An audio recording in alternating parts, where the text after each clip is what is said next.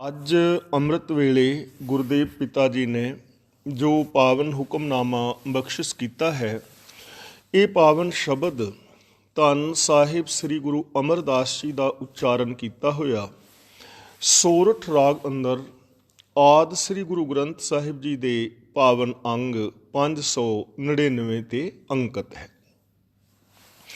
ਮਨੁੱਖ ਦੇ ਸੁੱਖ ਔਰ ਦੁੱਖ ਦਾ ਕਾਰਨ ਮਨੁੱਖ ਦਾ ਆਪਣਾ ਮਨ ਔਰ ਮਨ ਦੇ ਅੰਦਰ ਉੱਠਣ ਵਾਲੇ ਵਿਚਾਰ ਨੇ। ਟਿਕਿਆ ਹੋਇਆ ਮਨ ਜੋ ਕਿਸੇ ਉੱਚੇ ਆਚਰਨ ਔਰ ਆਦਰਸ਼ ਤੇ ਟਿਕਿਆ ਹੈ, ਉਹ ਮਨ ਸੁੱਖ ਸ਼ਾਂਤੀ ਆਨੰਦ ਖੇੜੇ ਦਾ ਕਾਰਨ ਬਣਦਾ ਹੈ। ਪਰ ਜਿਸ ਮਨ ਦੇ ਕੋਲ ਕੋਈ ਉੱਚਾ ਆਚਰਨ ਨਹੀਂ, ਆਦਰਸ਼ ਨਹੀਂ, ਭਟਕਦਾ ਹੋਇਆ ਮਨ, ਭਟਕਦੇ ਹੋਏ ਮਨੁੱਖੀ ਮਨ ਦੇ ਵਿਚਾਰ ਹੀ ਇਸ ਦੀ ਅਸ਼ਾਂਤੀ ਔਰ ਦੁੱਖਾਂ ਦਾ ਕਾਰਨ ਬਣਦੇ ਨੇ। ਮਨ ਨੂੰ ਟਿਕਾਉਣ ਵਾਸਤੇ ਬਹੁਤ ਸਾਰੇ ਲੋਕ ਸੰਸਾਰ ਔਰ ਗ੍ਰਸਤ ਦਾ ਤਿਆਗ ਦੱਸਦੇ ਨੇ ਔਰ ਇਹ ਸੰਸਾਰ ਔਰ ਗ੍ਰਸਤ ਨੂੰ ਤਿਆਗ ਕੇ ਜੰਗਲਾਂ ਦੇ ਅੰਦਰ ਭਟਕਦੇ ਰਹਿੰਦੇ ਹਨ। ਪਰ ਗੁਰਦੇਵ ਪਾਤਸ਼ਾਹ ਜੀ ਪਾਵਨ ਬਚਨ ਕਰਦੇ ਹਨ ਕਿ ਇਸ ਤਰ੍ਹਾਂ ਜੰਗਲਾਂ ਆਦਿਕ ਵਿੱਚ ਭਟਕਣ ਦੇ ਨਾਲ ਕਦੇ ਵੀ ਮਨ ਟਿਕਾਵ ਵਿੱਚ ਨਹੀਂ ਆਉਂਦਾ ਔਰ ਇਹ ਉੱਚਾ ਸੁੱਚਾ ਆਦਰਸ਼ ਜਿਹੜਾ ਹੈ ਉਹ ਪ੍ਰਾਪਤ ਨਹੀਂ ਕਰ ਸਕਦਾ। ਗੁਰਦੇਵ ਪਾਤਸ਼ਾਹ ਨੇ ਇਸ ਪਾਵਨ ਸ਼ਬਦ ਰਾਹੀਂ ਸਾਨੂੰ ਸਮਝਾਇਆ ਹੈ ਕਿ ਕਿਵੇਂ ਅਸੀਂ ਆਪਣੇ ਇਸ ਜੀਵਨ ਨੂੰ ਸੁਖੀ ਔਰ ਸ਼ਾਂਤ ਕਰ ਸਕਦੇ ਹਾਂ ਔਰ ਕਿਸ ਆਦਰਸ਼ ਦੇ ਉੱਤੇ ਅਸੀਂ ਆਪਣੇ ਮਨ ਨੂੰ ਟਿਕਾਉਣ ਦਾ ਯਤਨ ਕਰਨਾ ਹੈ। ਆਓ ਬੜੇ ਪਿਆਰ ਨਾਲ ਵਿਚਾਰ ਕਰਨ ਦਾ ਯਤਨ ਕਰੀਏ। ਇੱਕ ਓੰਕਾਰ ਸਤਿਗੁਰ ਪ੍ਰਸਾਦ। ਇੱਕ ਓੰਕਾਰ ਤੋਂ ਭਾਵ ਇੱਕ ਸਰਬ ਵਿਆਪਕ ਪਰਮ ਸੱਤਿਆ, ਜਿਸ ਰਾਹੀਂ ਸੰਸਾਰ ਦੀ ਉਤਪੱਤੀ, ਲੈਤਾ, ਪਾਲਣਾ ਔਰ ਸੰਚਾਲਨ ਹੁੰਦਾ ਹੈ, ਜਿਸ ਦਾ ਇਹ ਪੂਰੇ ਦਾ ਪੂਰਾ ਸੰਸਾਰ ਪਸਾਰਾ ਹੈ, ਜੋ ਕਣ ਕਣ ਦੇ ਅੰਦਰ ਰਮਿਆ ਹੋਇਆ ਹੈ ਔਰ ਜੋ ਇੱਕ ਜ਼ਿੰਦਗੀ ਦਾ ਮਾਨੋ ਦਰਿਆ ਹੈ। ਤੇ ਅਸੀਂ ਸਭ ਜੀਵ ਜੰਤ, ਖੰਡ ਮੰਡਲ, ਬ੍ਰਹਿਮੰਡ, ਮਨੁੱਖ ਮਾਤਰ ਆਦਿਕ ਉਸ ਦੀਆਂ ਹੀ ਲਹਿਰਾਂ ਔਰ ਬੂੰਦਾਂ ਹਾਂ, ਉਸ ਦੇ ਹੀ ਬੁਲਬੁਲੇ ਹਾਂ, ਉਸ ਦੀ ਹੀ ਅੰਸ਼ ਹਾਂ। ਐਸਾ ਪ੍ਰਭੂ ਸदैवी ਹੈ, ਆਦਿ ਵਿੱਚ ਵੀ ਸੀ, ਹੁਣ ਵੀ ਹੈ, ਆਉਣ ਵਾਲੇ ਸਮੇਂ ਦੇ ਅੰਦਰ ਵੀ ਰਹੇਗਾ, ਭਾਵ ਕਿ ਉਹ ਆਦਿ ਜੁਗਾਦੀ ਅਬਿਨਾਸ਼ੀ ਹੈ। ਐਸੇ ਮਾਲਕ ਦੇ ਨਾਲ ਮਿਲਾਪ ਕਿਵੇਂ ਹੁੰਦਾ ਹੈ? ਗੁਰ ਪ੍ਰਸਾਦ ਭਾਵ ਗੁਰੂ ਦੀ ਕਿਰਪਾ ਰਾਹੀਂ, ਯਾਨੀ ਗੁਰੂ ਦੇ ਦੱਸੇ ਰਾਹਾਂ 'ਤੇ ਚੱਲ ਕੇ ਉਸ ਮਾਲਕ ਨੂੰ ਅਸੀਂ ਅਨੁਭਵ ਕਰ ਸਕਦੇ ਹਾਂ, ਉਸ ਦੇ ਗੁਣਾਂ ਦੇ ਧਾਰਨੀ ਹੁੰਦੇ ਹਾਂ ਔਰ ਉਸ ਵਿੱਚ ਲੀਨ ਹੋ ਜਾਂਦੇ ਹਾਂ। ਸੇਵਕ ਸੇਵ ਕਰੇ ਸਭ ਤੇਰੀ, ਜਿਨ ਸ਼ਬਦੈ ਸਾਧ ਆਇਆ। ਹੇ ਪ੍ਰਭੂ, ਜਿਨ੍ਹਾਂ ਤੇਰੇ ਸੇਵਕਾਂ ਨੂੰ ਤੇਰੇ ਸ਼ਬਦ ਦਾ, ਤੇਰੇ ਹੁਕਮ ਦਾ ਰਸ ਆਇਆ ਹੈ, ਤੇਰੇ ਗੁਣਾਂ ਦਾ ਰਸ ਆਇਆ ਹੈ, ਉਹ ਸੇਵਕ ਸਾਰੇ ਹੀ ਤੇਰੀ ਸੇਵਾ ਕਰਦੇ ਨੇ, ਭਾਵ ਤੇਰੇ ਚਰਨਾਂ ਦੀ ਸ਼ਰਨ ਵਿੱਚ ਰਹਿੰਦੇ ਹਨ, ਯਾਨੀ ਤੇਰੇ ਹੁਕਮ ਦੇ ਅੰਦਰ ਆਪਣਾ ਜੀਵਨ ਬਤੀਤ ਕਰਦੇ ਹਨ, ਜਿਨ੍ਹਾਂ ਨੂੰ ਤੇਰੇ ਹੁਕਮ ਦਾ ਰਸ ਆਇਆ ਹੈ। ਹੁਣ ਹੁਕਮ ਦਾ ਰਸ ਕਿਸ ਨੂੰ ਆਏਗਾ? ਜੋ ਰੱਬੀ ਹੁਕਮ ਦੇ ਅੰਦਰ ਚੱਲੇਗਾ, ਜੋ ਰੱਬੀ ਗੁਣਾਂ ਦਾ ਧਾਰਨੀ ਹੋਏਗਾ। ਤਾਂ ਜਿਸ ਨੂੰ ਇਹ ਮਾਲਕ ਤੇਰੇ ਸ਼ਬਦ ਦਾ, ਤੇਰੇ ਹੁਕਮ ਦਾ, ਤੇਰੇ ਗੁਣਾਂ ਦਾ ਰਸ ਆਇਆ ਹੈ, ਜੋ ਤੇਰੇ ਰਜ਼ਾ ਭਾਣੇ ਦੇ ਅੰਦਰ ਤੁਰਦੇ ਹਨ, ਅਸਲੀ ਤੇਰੇ ਸੇਵਕ ਉਹੀ ਹਨ ਔਰ ਉਹ ਹਮੇਸ਼ਾ ਤੇਰੇ ਚਰਨਾਂ ਦੀ ਸ਼ਰਨ ਵਿੱਚ ਨੇ। ਗੁਰ ਕਿਰਪਾ ਤੇ ਨਿਰਮਲ ਹੋਵਾ, ਜਿਨ ਵਿੱਚੋਂ ਆਪ ਗਵਾਇਆ। ਜਿਸ ਮਨੁੱਖ ਨੇ ਗੁਰੂ ਦੀ ਕਿਰਪਾ ਨਾਲ ਆਪਣੇ ਅੰਦਰੋਂ ਆਪਾ ਭਾਵ ਦੂਰ ਕਰ ਲਿਆ, ਉਹ ਪਵਿੱਤਰ ਜੀਵਨ ਵਾਲਾ ਬਣ ਗਿਆ। ਗੁਰੂ ਗਿਆਨ ਰਾਹੀਂ, ਗੁਰੂ ਦੇ ਦੱਸੇ ਰਾਹਾਂ 'ਤੇ ਚੱਲ ਕੇ, ਗੁਰੂ ਦੇ ਦਿੱਤੇ ਹੋਏ ਵੇ ਆਫ ਲਾਈਫ ਨੂੰ, ਜੀਵਨ ਜੁਗਤ ਨੂੰ ਅਪਣਾ ਕੇ, ਜਿਸ ਨੇ ਆਪਣਾ ਆਪਾ ਅੰਦਰੋਂ ਗਵਾ ਦਿੱਤਾ, ਜਿਸ ਨੇ ਆਪਣੇ ਅੰਦਰੋਂ ਮੈਂ ਮੇਰੀ ਨੂੰ ਖਤਮ ਕਰ ਲਿਆ, ਉਹ ਪਵਿੱਤਰ ਜੀਵਨ ਵਾਲਾ ਹੋ ਜਾਂਦਾ ਹੈ। ਉਸ ਮਨੁੱਖ ਦੀ ਸੋਚ ਪਵਿੱਤਰ, ਉਸ ਮਨੁੱਖ ਦੇ ਬੋਲ ਪਵਿੱਤਰ ਔਰ ਉਸ ਮਨੁੱਖ ਦਾ ਹਰ ਕਰਮ ਹੀ ਪਵਿੱਤਰ ਹੋ ਜਾਂਦਾ ਹੈ। ਔਰ ਐਸੇ ਇਨਸਾਨ ਫਿਰ ਕੀ ਕਰਦੇ ਨੇ? ਅਨਦਿਨ ਗੁਣ ਗਾਵੇ ਨਿਤ ਸਾਚੇ, ਗੁਰ ਕੈ ਸ਼ਬਦ ਸੁਹਾਇਆ। ਉਹਨਾਂ ਦੇ ਜੀਵਨ ਦੀ ਇਹ ਨਿਸ਼ਾਨੀ ਹੈ ਕਿ ਉਹ ਦਿਨ ਰਾਤ ਸੱਚੇ ਦੇ ਗੁਣ ਗਾਉਂਦੇ ਨੇ। ਉਹਨਾਂ ਦੀ ਸੋਚ ਵਿੱਚ ਰੱਬੀ ਗੁਣ ਨੇ, ਉਹਨਾਂ ਦੇ ਬੋਲ ਗੁਣਾਂ ਵਾਲੇ ਨੇ, ਉਹਨਾਂ ਦਾ ਵਿਹਾਰ ਗੁਣਾਂ ਵਾਲਾ ਹੈ। ਇਸੇ ਨੂੰ ਗੁਣ ਗਾਣਾ ਕਹਿੰਦੇ ਨੇ ਕਿ ਉਹਨਾਂ ਗੁਣਾਂ ਨੂੰ ਆਪਣੇ ਜੀਵਨ ਦੇ ਅੰਦਰ ਇੰਪਲੀਮੈਂਟ ਕਰਨਾ, ਉਹਨਾਂ ਗੁਣਾਂ ਨੂੰ ਆਪਣੇ ਜੀਵਨ ਦੇ ਵਿਹਾਰ ਦੇ ਅੰਦਰ ਲਿਆਉਣਾ, ਕਿਉਂਕਿ ਉਸ ਗਿਆਨ ਦਾ, ਉਹਨਾਂ ਗੁਣਾਂ ਦਾ ਕੋਈ ਲਾਭ ਨਹੀਂ ਹੁੰਦਾ ਜੋ ਸਾਡੇ ਵਿਹਾਰ ਦੇ ਅੰਦਰ ਸ਼ਾਮਲ ਨਹੀਂ ਹੁੰਦੇ, ਜਿਸ ਨੂੰ ਅਸੀਂ ਵਰਤੋਂ ਦੇ ਅੰਦਰ ਨਹੀਂ ਲਿਆਂਦੇ। ਉਸ ਗੁਣ ਔਰ ਉਸ ਗਿਆਨ ਦਾ ਕੋਈ ਲਾਭ ਨਹੀਂ ਹੈ। ਗੁਣ ਔਰ ਗਿਆਨ ਲਾਭਦਾਇਕ ਤਾਂ ਹੀ ਨੇ ਜੇ ਅਸੀਂ ਉਹਨਾਂ ਨੂੰ ਆਪਣੇ ਜੀਵਨ ਦੇ ਵਿੱਚ ਵਰਤੋਂ ਵਿੱਚ ਲਿਆਉਂਦੇ ਹਾਂ। ਤਾਂ ਗੁਰੂ ਪਾਤਸ਼ਾਹ ਜੀ ਪਾਵਨ ਬਚਨ ਕਰਦੇ ਨੇ ਕਿ ਹੇ ਪ੍ਰਭੂ, ਜੋ ਤੇਰੇ ਸੇਵਕ ਨੇ ਉਹ ਦਿਨ ਰਾਤ ਤੇਰੇ ਗੁਣਾਂ ਦੇ ਧਾਰਨੀ ਨੇ, ਉਹਨਾਂ ਦੀ ਸੋਚ ਸਕਾਰਾਤਮਕ ਔਰ ਗੁਣਾਤਮਕ ਹੈ। ਤੇ ਐਸੇ ਜੋ ਲੋਕ ਨੇ ਗੁਰ ਕੈ ਸ਼ਬਦ ਸੁਹਾਇਆ, ਗੁਰੂ ਦੇ ਸ਼ਬਦ ਰਾਹੀਂ, ਗੁਰੂ ਦੇ ਗਿਆਨ ਰਾਹੀਂ, ਗੁਰੂ ਦੇ ਉਪਦੇਸ਼ ਰਾਹੀਂ ਉਹਨਾਂ ਦਾ ਜੀਵਨ ਸੁਹਾਵਣਾ ਬਣ ਜਾਂਦਾ ਹੈ, ਉਹਨਾਂ ਦਾ ਜੀਵਨ ਮਹਾਨ ਬਣ ਜਾਂਦਾ ਹੈ, ਉਹਨਾਂ ਦਾ ਜੀਵਨ ਗੁਣਾਂ ਵਾਲਾ ਹੁੰਦਾ ਹੈ। ਉਹ ਸ਼ੋਭਨੀਕ ਨੇ, ਉਹਨਾਂ ਦੀ ਇਸ ਦੁਨੀਆ ਦੇ ਵਿੱਚ ਪ੍ਰਸ਼ੰਸਾ ਹੁੰਦੀ ਹੈ, ਵਡਿਆਈ ਹੁੰਦੀ ਹੈ, ਉਹਨਾਂ ਨੂੰ ਮਾਣ ਆਦਰ ਔਰ ਸਤਿਕਾਰ ਮਿਲਦਾ ਹੈ। ਉਹਨਾਂ ਦਾ ਜੀਵਨ ਬੜਾ ਸੁਹਾਵਣਾ ਔਰ ਬੜਾ ਸੁੰਦਰ ਹੁੰਦਾ ਹੈ। ਐਸੇ ਲੋਕਾਂ ਦੇ ਜੀਵਨ ਤੋਂ ਹੀ ਆਮ ਜਨਤਾ ਪ੍ਰਭਾਵਿਤ ਹੁੰਦੀ ਹੈ ਔਰ ਉਹਨਾਂ ਵਰਗਾ ਬਣਨ ਦਾ ਯਤਨ ਕਰਦੀ ਹੈ। ਹੁਣ ਸਾਨੂੰ ਕੀ ਲੋੜ ਹੈ ਕਹਿਣ ਦੀ ਜਾਂ ਕਰਨ ਦੀ? ਗੁਰੂ ਪਾਤਸ਼ਾਹ ਜੀ ਸਾਨੂੰ ਸਮਝਾ ਰਹੇ ਨੇ, ਮੇਰੇ ਠਾਕੁਰ ਹਮ ਬਾਰਿਕ ਸਰਣ ਤੁਮਹਾਰੀ, ਕਿ ਹੇ ਮੇਰੇ ਮਾਲਕ, ਅਸੀਂ ਜੀਵ ਬੱਚੇ ਹਾਂ, ਭਾਵ ਅਣਜਾਣ ਹਾਂ। ਜਿਵੇਂ ਇੱਕ ਬੱਚਾ ਅਣਜਾਣ ਹੁੰਦਾ ਹੈ, ਉਸ ਬੱਚੇ ਨੂੰ ਮਾਂ-ਬਾਪ ਤੁਰਨਾ ਸਿਖਾਉਂਦੇ ਨੇ, ਬੋਲਣਾ ਸਿਖਾਉਂਦੇ ਨੇ, ਉਸ ਨੂੰ ਚੰਗੇ ਗੁਣ ਦਿੰਦੇ ਨੇ, ਉਸ ਦੇ ਜੀਵਨ ਦੇ ਅੰਦਰ ਉਹਦੀ ਜਿਹੜੀ ਹੈ ਅਗਵਾਈ ਕਰਦੇ ਹਨ। ਬੱਚਾ ਭੋਲਾ ਭਾਲਾ ਹੁੰਦਾ ਨਾ, ਕਈ ਵਾਰ ਉਹ ਸੱਪ ਨੂੰ ਵੀ ਫੜਨ ਦੀ ਟਰਾਈ ਕਰਦਾ ਹੈ, ਉਹ ਅੱਗ ਨੂੰ ਵੀ ਹੱਥ ਪਾ ਸਕਦਾ ਹੈ, ਕਿਉਂਕਿ ਉਸ ਨੂੰ ਪਤਾ ਨਹੀਂ ਹੈ। ਤਾਂ ਹੇ ਮਾਲਕ, ਅਸੀਂ ਬੇਸਮਝ ਬੱਚੇ ਹਾਂ, ਪਰ ਤੇਰੀ ਸ਼ਰਨ ਵਿੱਚ ਹਾਂ, ਤੇਰੀ ਸ਼ਰਨ ਵਿੱਚ ਹਾਂ, ਤੇਰੀ ਰਜਾ ਵਿੱਚ ਤੁਰਦੇ ਹਾਂ। ਤਾਂ ਜੋ ਰੱਬੀ ਰਜਾ ਦੇ ਅੰਦਰ ਤੁਰੇਗਾ ਉਹ ਮਨੁੱਖ ਕੋਈ ਪਾਪ ਔਰ ਵਿਕਾਰ ਨਹੀਂ ਕਮਾਏਗਾ। ਜੋ ਬੱਚਾ ਜਿਸ ਦੀ ਅਗਵਾਈ ਮਾਂ-ਬਾਪ ਕਰਦੇ ਨੇ, ਉਹ ਬੱਚੇ ਛੋਟੇ ਛੋਟੇ ਜਿਹੜੇ ਨੇ ਇਹਨਾਂ ਦੁੱਖਾਂ ਤਕਲੀਫਾਂ ਤੋਂ ਬਚੇ ਰਹਿੰਦੇ ਨੇ। ਪਰ ਜਦੋਂ ਮਾਂ-ਬਾਪ ਦੇ ਧਿਆਨ ਤੋਂ ਲਾਂਭੇ ਹੋ ਜਾਣ ਤਾਂ ਕਈ ਵਾਰ ਬੱਚੇ ਸੱਟ ਆਦਿ ਲਵਾ ਲੈਂਦੇ ਨੇ। ਇਸ ਲਈ ਗੁਰਦੇਵ ਪਾਤਸ਼ਾਹ ਕਹਿੰਦੇ ਨੇ ਕਿ ਹੇ ਪ੍ਰਭੂ, ਅਸੀਂ ਤੇਰੇ ਬੱਚੇ ਹਾਂ ਔਰ ਤੇਰੀ ਸ਼ਰਨ ਦੇ ਅੰਦਰ ਹਾਂ, ਯਾਨੀ ਅਸੀਂ ਰੱਬੀ ਰਜ਼ਾ ਦੇ ਅੰਦਰ ਤੁਰਨ ਦਾ ਯਤਨ ਕਰਨਾ ਹੈ। ਰੱਬੀ ਰਜ਼ਾ, ਰੱਬੀ ਭਾਣਾ, ਯਾਨੀ ਕੁਦਰਤ ਦੇ ਜੋ ਨਿਯਮ ਨੇ। ਤਾਂ ਏਕੋ ਸੱਚਾ ਸੱਚ ਤੂੰ ਕੇਵਲ ਆਪ ਮੁਰਾਰੀ, ਹੇ ਪ੍ਰਭੂ ਤੂੰ ਆਪ ਹੀ ਸਦਾ ਕਾਇਮ ਰਹਿਣ ਵਾਲਾ ਹੈ। ਮੁਰਾਰੀ ਦਾ ਮਤਲਬ ਮੁਰ ਰਾਖਸ਼ ਨੂੰ ਮਾਰਨ ਵਾਲਾ। ਹੁਣ ਮੁਰ ਰਾਖਸ਼ ਕੀ ਹੈ? ਸਾਡੇ ਅੰਦਰ ਰਾਖਸ਼ੀ ਬਿਰਤੀਆਂ ਨੇ, ਮਨੁੱਖ ਦੇ ਅੰਦਰ ਰਾਖਸ਼ੀ ਬਿਰਤੀਆਂ ਨੇ। ਇਸ ਦੁਨੀਆ ਦੇ ਅੰਦਰ ਅਸੀਂ ਦੇਖਦੇ ਹਾਂ ਕਿਵੇਂ ਲੋਕ ਬੰਬ ਧਮਾਕੇ ਕਰਕੇ ਨਿਰਦੋਸ਼ ਲੋਕਾਂ ਦਾ ਕਤਲ ਕਰ ਦਿੰਦੇ ਨੇ। ਰਾਖਸ਼ੀ ਬਿਰਤੀ ਹੈ।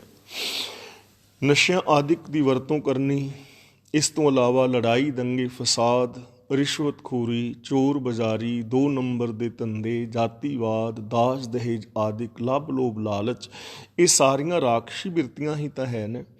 ਤੇ ਪ੍ਰਭੂ ਦਾ ਨਾਮ, ਰੱਬ ਦੇ ਜੋ ਗੁਣ ਨੇ, ਉਹ ਇਹਨਾਂ ਰਾਖਸ਼ੀ ਬਿਰਤੀਆਂ ਨੂੰ ਮਾਰਨ ਵਾਲੇ ਨੇ।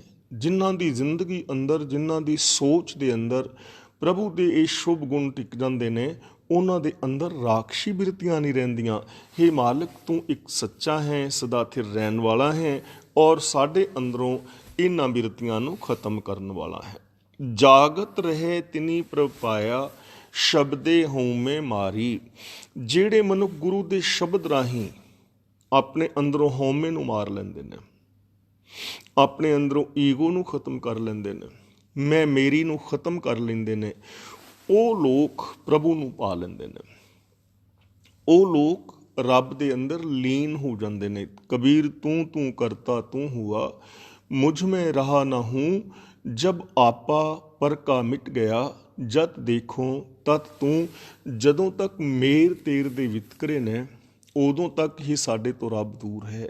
ਤੇ ਜਦੋਂ ਮੇਰ ਤੇਰ ਦੇ ਵਿਤਕਰੇ ਮਿਟ ਗਏ, ਆਪਣੇ ਪਰਾਏ ਦੇ ਵਿਤਕਰੇ ਮਿਟ ਗਏ, ਹੇ ਮਾਲਕ, ਜਿੱਧਰ ਦੇਖਦਾ ਹਾਂ ਤੂੰ ਹੀ ਤੂੰ ਨਜ਼ਰੀ ਪੈਂਦਾ ਹੈ, ਕਿਉਂਕਿ ਤੂੰ ਹਰ ਇੱਕ ਜੀਵ ਦੇ ਅੰਦਰ ਵਸ ਰਿਹਾ ਹੈ, ਜਰਰੇ ਜਰਰੇ ਦੇ ਅੰਦਰ, ਕਣ ਕਣ ਦੇ ਅੰਦਰ ਸਮਾਇਆ ਹੋਇਆ ਹੈ। ਬਸ ਇਹ ਮੇਰੀ ਹੀ ਅਗਿਆਨਤਾ ਸੀ ਕਿ ਮੈਂ ਮੇਰ ਤੇਰ ਦੇ ਵਿਤਕਰਿਆਂ ਦੇ ਅੰਦਰ ਜੀ ਰਿਹਾ ਸਾਂ। ਤਾਂ ਗੁਰੂ ਗਿਆਨ ਰਾਹੀਂ, ਗੁਰੂ ਸ਼ਬਦ ਰਾਹੀਂ ਜੋ ਆਪਣੇ ਅੰਦਰੋਂ ਇਹਨਾਂ ਮੇਰ ਤੇਰ ਦੇ ਵਿਤਕਰਿਆਂ ਨੂੰ ਮਿਟਾ ਲੈਂਦੇ ਨੇ ਉਹ ਹਮੇਸ਼ਾ ਫਿਰ ਮਾਇਆ ਦੇ ਹੱਲਿਆਂ ਵੱਲੋਂ ਸੁਚੇਤ ਰਹਿੰਦੇ ਨੇ। ਜਾਗਤ ਰਹੇ ਦਾ ਮਤਲਬ ਸੁਚੇਤ ਰਹਿੰਦੇ ਨੇ। ਉਹ ਇਸ ਗੱਲ ਨੂੰ ਸੁਚੇਤ ਨੇ ਕਿ ਮੇਰੇ ਤੋਂ ਕੋਈ ਔਗਣ ਨਾ ਹੋ ਜਾਏ, ਇਸ ਗੱਲ ਤੋਂ ਸੁਚੇਤ ਨੇ ਕਿ ਮੇਰੇ ਤੋਂ ਕਿਸੇ ਦਾ ਦਿਲ ਨਾ ਦੁਖੇ, ਮੇਰੇ ਤੋਂ ਕੋਈ ਗਲਤ ਕਰਮ ਨਾ ਹੋਵੇ, ਮੈਂ ਹਮੇਸ਼ਾ ਸੱਚੇ ਰਾਹਾਂ ਦੇ ਉੱਤੇ ਚੱਲਦਾ ਰਹਾਂ। ਉਹ ਸੁਚੇਤ ਰਹਿੰਦੇ ਨੇ, ਵਿਕਾਰਾਂ ਤੋਂ ਬਚੇ ਰਹਿੰਦੇ ਨੇ, ਮਾਇਆ ਵਾਲੀ ਬਿਰਤੀ ਤੋਂ ਬਚੇ ਰਹਿੰਦੇ ਨੇ। ਐਸੇ ਲੋਕ ਹਮੇਸ਼ਾ ਪ੍ਰਭੂ ਦੇ ਵਿੱਚ ਲੀਨ ਰਹਿੰਦੇ ਨੇ ਅਤੇ ਉਹਨਾਂ ਨੂੰ ਸੰਸਾਰ ਛੱਡਣ ਦੀ ਲੋੜ ਨਹੀਂ ਹੈ ਕਿ ਉਹ ਗ੍ਰਸਤ ਨੂੰ ਛੱਡ ਕੇ ਜੰਗਲਾਂ ਵਿੱਚ ਜਾਣ ਜਾਂ ਵਿਖਾਵੇ ਦੀਆਂ ਸਮਾਧੀਆਂ ਲਗਾਉਣ ਜਾਂ ਹੋਰ ਮਿੱਥੇ ਹੋਏ ਵਿਖਾਵੇ ਦੇ ਧਾਰਮਿਕ ਕਰਮ ਕਰਨ। ਐਸਾ ਨਹੀਂ, ਸਗੋਂ ਗਿਰਹੀ ਮਹਿ ਸਦਾ ਹਰ ਜਨ ਉਦਾਸੀ, ਗਿਆਨ ਤਤ ਵਿਚਾਰੀ। ਪਰਮਾਤਮਾ ਦੇ ਜੋ ਭਗਤ ਨੇ, ਰੱਬ ਦੇ ਜੋ ਪਿਆਰੇ ਨੇ, ਗੁਰੂ ਦੇ ਬਖਸ਼ੇ ਅਸਲ ਗਿਆਨ ਦੀ ਰਾਹੀਂ ਵਿਚਾਰਵਾਨ ਹੋ ਕੇ ਗ੍ਰਸਤ ਵਿੱਚ ਰਹਿੰਦੇ ਹੀ ਮਾਇਆ ਵੱਲੋਂ ਵਿਰਕਤ ਨੇ। ਗਿਰਹੀ ਮੈਂ ਸਦਾ ਹਰ ਜਨ ਉਦਾਸੀ, ਗਿਆਨ ਤਤ ਵਿਚਾਰੀ। ਗੁਰੂ ਦੇ ਗਿਆਨ ਰਾਹੀਂ ਵਿਚਾਰਵਾਨ ਹੋ ਕੇ ਘਰ ਗ੍ਰਸਤ ਦੇ ਅੰਦਰ ਹੀ ਉਹ ਮਾਇਆ ਵੱਲੋਂ ਉਪਰਾਮ ਨੇ, ਨਿਰਲੇਪ ਨੇ। ਮਾਇਆ ਦਾ ਮਤਲਬ ਇੱਕ ਬਿਰਤੀ, ਉਹ ਸੋਚ ਜੋ ਸਾਨੂੰ ਰੱਬ ਨਾਲੋਂ ਤੋੜਦੀ ਹੈ, ਉਹ ਸੋਚ ਜੋ ਸਾਡੇ ਅੰਦਰ ਮੇਰ ਤੇਰ ਦੇ ਵਿਤਕਰੇ ਪੈਦਾ ਕਰਦੀ ਹੈ, ਉਹ ਸੋਚ ਜੋ ਸਾਨੂੰ ਸਵਾਰਥੀ ਔਰ ਸੈਲਫਿਸ਼ ਬਣਾ ਦਿੰਦੀ ਹੈ। ਐਸੀ ਸੋਚ ਤੋਂ, ਵਿਕਾਰਾਂ ਤੋਂ, ਅਪਰਾਧਾਂ ਤੋਂ ਘਰ ਦੇ ਵਿੱਚ ਹੀ ਉਹ ਮੁਕਤ ਨੇ, ਸੰਸਾਰ ਦੇ ਅੰਦਰ ਹੀ ਮੁਕਤ ਨੇ। ਗ੍ਰਸਤ ਦੇ ਅੰਦਰ ਰਹਿੰਦਿਆਂ ਹੋਇਆਂ, ਆਪਣੇ ਫਰਜ਼ਾਂ ਨੂੰ ਪੂਰਿਆਂ ਕਰਦਿਆਂ ਹੋਇਆਂ ਉਹ ਬਿਲਕੁਲ ਨਿਰਲੇਪ ਨੇ। ਸੱਚ ਨੂੰ ਆਧਾਰ ਬਣਾ ਕੇ ਮਨੁੱਖੀ ਫਰਜ਼ਾਂ ਨੂੰ ਪੂਰਿਆਂ ਕਰ ਰਹੇ ਨੇ। ਤਾਂ ਸੰਸਾਰ ਨੂੰ, ਗ੍ਰਸਤ ਨੂੰ ਤਿਆਗਣ ਦੀ ਲੋੜ ਨਹੀਂ ਹੈ, ਕੇਵਲ ਜੀਵਨ ਦਾ ਢੰਗ ਬਦਲਣ ਦੀ ਜ਼ਰੂਰਤ ਹੈ। ਗੁਰਬਾਣੀ ਅਨੁਸਾਰ ਜ਼ਿੰਦਗੀ ਜੀਣ ਦੀ ਲੋੜ ਹੈ। ਗੁਰੂ ਗਿਆਨ ਮੁਤਾਬਕ ਚੰਗੇ ਮਾੜੇ ਦੀ ਪਹਿਚਾਣ ਕਰਕੇ, ਮਾੜੇ ਦਾ ਤਿਆਗ ਕਰਕੇ ਚੰਗੇ ਗੁਣਾਂ ਦੇ ਧਾਰਨੀ ਹੋਣ ਦੀ ਲੋੜ ਹੈ। ਸਤਿਗੁਰ ਸੇਵ ਸਦਾ ਸੁਖ ਪਾਇਆ, ਹਰ ਰਾਖਿਆ ਉਰਤਾਰੀ। ਗੁਰੂ ਦੀ ਦੱਸੀ ਸੇਵਾ ਕਰਕੇ ਉਹ ਸਦਾ ਆਤਮਿਕ ਆਨੰਦ ਮਾਣਦੇ ਨੇ। ਜਿਨ੍ਹਾਂ ਨੇ ਵੀ ਗੁਰੂ ਦੀ ਸੇਵਾ ਕੀਤੀ, ਗੁਰੂ ਦੀ ਸੇਵਾ ਦਾ ਮਤਲਬ ਜੋ ਗੁਰੂ ਦੇ ਦੱਸੇ ਰਾਹ 'ਤੇ ਤੁਰੇ, ਜਿਨ੍ਹਾਂ ਨੇ ਗੁਰੂ ਦੇ ਦਿੱਤੇ ਵੇ ਆਫ ਲਾਈਫ ਨੂੰ ਅਪਣਾ ਲਿਆ। ਜੇ ਸੌਖੇ ਸ਼ਬਦਾਂ ਵਿੱਚ ਕਹੀਏ ਕਿ ਜਿਨ੍ਹਾਂ ਨੇ ਗੁਰੂ ਗ੍ਰੰਥ ਸਾਹਿਬ ਜੀ ਦੀ ਪਾਵਨ ਬਾਣੀ ਮੁਤਾਬਕ ਆਪਣਾ ਜੀਵਨ ਜੀਣਾ ਸ਼ੁਰੂ ਕਰ ਦਿੱਤਾ, ਉਹਨਾਂ ਨੇ ਸੁਖ ਪਾ ਲਿਆ, ਹਰ ਰਾਖਿਆ ਉਰਤਾਰੀ। ਔਰ ਉਹਨਾਂ ਨੇ ਹਮੇਸ਼ਾ ਹੀ ਰੱਬ ਨੂੰ ਆਪਣੇ ਹਿਰਦੇ ਅੰਦਰ ਧਾਰਨ ਕਰਕੇ ਰੱਖਿਆ ਹੈ, ਹਿਰਦੇ ਵਿੱਚ ਆਪਣੀ ਸੋਚ ਅੰਦਰ ਵਸਾਇਆ ਹੋਇਆ ਹੈ। ਰੱਬ ਨੂੰ ਸੋਚ ਵਿੱਚ ਵਸਾਉਣ ਦਾ ਮਤਲਬ ਰੱਬੀ ਗੁਣਾਂ ਨੂੰ ਆਪਣੇ ਹਿਰਦੇ ਵਿੱਚ, ਸੋਚ ਦੇ ਅੰਦਰ ਵਸਾਉਣਾ। ਇਸ ਚੀਜ਼ ਨੂੰ ਵਸਾ ਲੈਣਾ ਆਪਣੀ ਜ਼ਿੰਦਗੀ ਵਿੱਚ ਕਿ ਹਰ ਦਿਸਦਾ ਪ੍ਰਾਣੀ ਮਾਤਰ, ਮਨੁੱਖ ਮਾਤਰ ਰੱਬ ਦਾ ਹੀ ਰੂਪ ਹੈ। ਹਰ ਇੱਕ ਦੇ ਨਾਲ ਰੱਬ ਵਰਗਾ ਪਿਆਰ ਔਰ ਸਤਿਕਾਰ ਕਰਨਾ ਹੀ ਰੱਬ ਨੂੰ ਆਪਣੇ ਹਿਰਦੇ ਵਿੱਚ ਵਸਾਉਣਾ ਹੈ। ਤਾਂ ਉਹ ਲੋਕ ਜੋ ਗੁਰੂ ਦੇ ਦੱਸੇ ਰਾਹਾਂ 'ਤੇ ਤੁਰਦੇ ਨੇ, ਉਹ ਪ੍ਰਭੂ ਨੂੰ ਹਮੇਸ਼ਾ ਹਿਰਦੇ ਦੇ ਅੰਦਰ ਵਸਾ ਕੇ ਆਤਮਿਕ ਸੁੱਖ ਮਾਣਦੇ ਨੇ। ਲੇਕਿਨ ਸਾਰੇ ਲੋਕ ਐਸੇ ਨਹੀਂ ਹਨ ਕਿ ਜੋ ਗੁਰੂ ਦੇ ਦੱਸੇ ਰਾਹਾਂ ਦੇ ਉੱਤੇ ਹੀ ਤੁਰਨ। ਕੁਛ ਲੋਕ ਐਸੇ ਵੀ ਨੇ ਜਿਨ੍ਹਾਂ ਦਾ ਮਨ ਭਟਕਦਾ ਹੈ, ਜਿਨ੍ਹਾਂ ਦਾ ਮਨ ਭਟਕਦਾ ਹੈ। ਤਾਂ ਉਹਨਾਂ ਮਨੁੱਖਾਂ ਦੀ ਨਿਸ਼ਾਨੀ ਕੀ ਹੈ? ਗੁਰੂ ਜੀ ਕਹਿੰਦੇ ਨੇ, ਇਹ ਮਨਵਾ ਦਹਿ ਦੇ ਸਥਾਨ ਦਾ ਦੂਜੇ ਪਾਏ ਖੁਆਇਆ। ਮਨਵਾ ਦਾ ਮਤਲਬ ਅਲੜ ਮਨ, ਅਗਿਆਨੀ ਮਨ, ਬੇਸਮਝ ਮਨੁੱਖ ਦਾ ਮਨ। ਦਹਿ ਦੀ ਸਥਾਨਦਾ ਦਾ ਮਤਲਬ ਦਸਾਂ ਪਾਸੇ ਦੌੜਦਾ ਹੈ। ਦੂਜੇ ਭਾਏ ਦਾ ਮਤਲਬ ਮਾਇਆ ਦੇ ਮੋਹ ਵਿੱਚ, ਤੇ ਖੁਆਇਆ ਦਾ ਮਤਲਬ ਖੁੰਝਿਆ ਰਹਿੰਦਾ ਹੈ, ਜੀਵਨ ਦੇ ਅਸਲ ਰਾਹ ਤੋਂ ਖੁੰਝ ਜਾਣਾ। ਇਹ ਅਭੁੱਲ, ਇਹ ਜਿਹੜਾ ਅਲੜ ਮਨ ਹੈ, ਬੇਸਮਝ ਮਨ ਹੈ, ਮਾਇਆ ਦੇ ਮੋਹ ਵਿੱਚ ਫਸ ਕੇ ਦਸੀਂ ਪਾਸੀਂ ਦੌੜਦਾ ਰਹਿੰਦਾ ਹੈ ਔਰ ਜੀਵਨ ਦੇ ਸਹੀ ਰਾਸਤੇ ਤੋਂ ਖੁੰਝ ਜਾਂਦਾ ਹੈ। ਹੁਣ ਮਾਇਆ ਦਾ ਮੋਹ ਕੀ ਹੈ? ਮਾਇਆ ਦਾ ਮਤਲਬ ਪੈਸਾ ਜਾਂ ਔਰਤ ਜਾਂ ਪ੍ਰੋਪਰਟੀ ਨਹੀਂ ਹੈ। ਮਾਇਆ, ਜਿਵੇਂ ਕਿ ਮੈਂ ਬਾਰ-ਬਾਰ ਕਹਿ ਰਿਹਾ ਹਾਂ, ਧੰਨ ਗੁਰੂ ਅਮਰਦਾਸ ਜੀ ਨੇ ਜੋ ਸਾਨੂੰ ਸਮਝਾਇਆ ਹੈ, ਇਹ ਮਾਇਆ ਜਿਤ ਹਰਿ ਵਿਸਰੈ ਮੋਹ ਊਪਜੈ ਭਾਉ ਦੂਜਾ ਲਾਇਆ। ਮਾਇਆ ਇੱਕ ਬਿਰਤੀ ਹੈ, ਮਾਇਆ ਇੱਕ ਸੋਚ ਹੈ, ਜੋ ਸੋਚ ਸਾਨੂੰ ਰੱਬ ਨਾਲੋਂ ਤੋੜਦੀ ਹੈ, ਜੋ ਸਾਨੂੰ ਸੈਲਫਿਸ਼ ਬਣਾਉਂਦੀ ਹੈ, ਜੋ ਸੋਚ ਸਾਡੇ ਅੰਦਰ ਮੇਰ ਤੇਰ ਦੇ ਵਿਤਕਰੇ ਪੈਦਾ ਕਰਦੀ ਹੈ, ਉਸ ਸੋਚ ਨੂੰ ਮਾਇਆ ਕਹਿੰਦੇ ਨੇ। ਅਤੇ ਜਿਸ ਮਨੁੱਖ ਦੀ ਸੋਚ ਐਸੀ ਹੈ, ਉਹਦਾ ਮਨ ਫਿਰ ਦਸਾਂ ਪਾਸਿਆਂ ਵਾਲੇ ਪਾਸੇ ਧਾਮਦਾ ਦੌੜਦਾ ਹੈ। ਭਾਵ ਕਿ ਉਸ ਮਨੁੱਖ ਦਾ ਕੋਈ ਉੱਚਾ ਆਦਰਸ਼ ਨਹੀਂ ਹੁੰਦਾ, ਉਸ ਮਨੁੱਖ ਦੀ ਜ਼ਿੰਦਗੀ ਦਾ ਆਪਣਾ ਕੋਈ ਗੋਲ ਨਹੀਂ ਹੁੰਦਾ, ਏਮ ਨਹੀਂ ਹੁੰਦਾ। ਅਤੇ ਯਾਦ ਰੱਖਣ ਵਾਲੀ ਗੱਲ ਹੈ, ਜਿਸ ਮਨੁੱਖ ਦਾ ਕੋਈ ਉੱਚਾ ਆਦਰਸ਼ ਨਹੀਂ, ਕੋਈ ਗੋਲ ਨਹੀਂ, ਕੋਈ ਏਮ ਨਹੀਂ, ਉਹ ਮਨੁੱਖ ਜੀਵਨ ਦੇ ਅੰਦਰ ਕਦੇ ਕਾਮਯਾਬ ਨਹੀਂ ਹੁੰਦਾ। ਉਹ ਮਨੁੱਖ ਕਦੇ ਸੁਖੀ ਔਰ ਸ਼ਾਂਤ ਨਹੀਂ ਹੁੰਦਾ, ਕਿਉਂਕਿ ਗੋਲ ਹੀ ਨਹੀਂ ਹੈ, ਉੱਚਾ ਆਚਰਨ ਔਰ ਆਦਰਸ਼ ਹੀ ਨਹੀਂ ਹੈ। ਤਾਂ ਐਸਾ ਮਨੁੱਖ ਕਿੱਥੇ ਪਹੁੰਚੇਗਾ? ਐਸੇ ਮਨੁੱਖ ਦੀ ਜ਼ਿੰਦਗੀ ਤਾਂ ਉਸ ਪਤੰਗ ਵਾਲੀ ਹੋਵੇਗੀ, ਪਤੰਗ ਵਾਲੀ ਉਹਦੀ ਹਾਲਤ ਹੋਏਗੀ ਜਿਹੜੀ ਪਤੰਗ ਡੋਰ ਦੇ ਨਾਲੋਂ ਟੁੱਟ ਗਈ ਹੈ, ਜਾਂ ਜਿਸ ਦੀ ਡੋਰ ਕੱਟੀ ਗਈ ਹੈ। ਉਹ ਇੱਧਰ ਉੱਧਰ ਡੱਕੇ ਡੋਲੇ ਖਾਂਦੀ ਹੋਈ ਥੱਲੇ ਧਰਤੀ ਦੇ ਉੱਤੇ ਡਿੱਗ ਜਾਂਦੀ ਹੈ। ਉਹ ਆਕਾਸ਼ ਦੀਆਂ ਉਚਾਈਆਂ ਵਿੱਚ ਟਿਕੀ ਹੋਈ ਨਹੀਂ ਰਹਿ ਸਕਦੀ। ਇਸੇ ਤਰ੍ਹਾਂ ਜਿਸ ਮਨੁੱਖ ਦੇ ਜੀਵਨ ਦਾ ਕੋਈ ਉੱਚਾ ਆਚਰਨ, ਆਦਰਸ਼, ਗੋਲ ਨਹੀਂ ਹੈ, ਉਹ ਡੱਕੋ ਡੋਲੇ ਖਾਂਦਾ ਹੋਇਆ ਇਸ ਵਿਕਾਰਾਂ ਦੇ ਅੰਦਰ ਫਸ ਕੇ ਆਤਮਕ ਮੌਤ ਸਹਿੜ ਲੈਂਦਾ ਹੈ। ਮਨਮੁਖ ਮੁਗਧ ਹਰ ਨਾਮ ਨਾ ਚੇਤੈ, ਬਿਰਥਾ ਜਨਮ ਗਵਾਇਆ।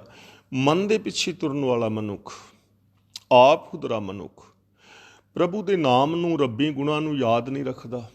ਉਹਦੇ ਚੇਤੇ ਵਿੱਚ ਇਹ ਨਹੀਂ ਕਿ ਮੈਂ ਰੱਬੀ ਰਜਾ ਵਿੱਚ ਤੁਰਨਾ ਹੈ, ਮੈਂ ਇਸ ਕੁਦਰਤ ਦੀ ਨਿਯਮਾਵਲੀ ਨੂੰ ਸਮਝਣਾ ਹੈ, ਇਹਦੇ ਮੁਤਾਬਕ ਜੀਵਨ ਜੀਣਾ ਹੈ, ਮੇਰੇ ਜੀਵਨ ਦਾ ਕੋਈ ਉਚੇਰਾ ਢੰਗ ਹੋਣਾ ਚਾਹੀਦਾ ਹੈ, ਮੈਂ ਗੁਰਮਤ ਆਸ਼ੇ ਅਨੁਸਾਰ ਜ਼ਿੰਦਗੀ ਜੀਣੀ ਹੈ, ਮੈਂ ਰੱਬੀ ਗੁਣਾਂ ਦੇ ਧਾਰਨੀ ਹੋਣਾ ਹੈ। ਮਨ ਦੇ ਪਿੱਛੇ ਤੁਰਨ ਵਾਲਾ ਆਪ ਖੁਦਰਾ ਮਨੁੱਖ ਇਹਨਾਂ ਚੀਜ਼ਾਂ ਨੂੰ ਚੇਤਦਾ ਨਹੀਂ, ਚੇਤੇ ਵਿੱਚ ਨਹੀਂ ਰੱਖਦਾ, ਅਤੇ ਆਖਿਰ ਹੁੰਦਾ ਕੀ ਹੈ? ਬਿਰਥਾ ਜਨਮ ਗਵਾਇਆ।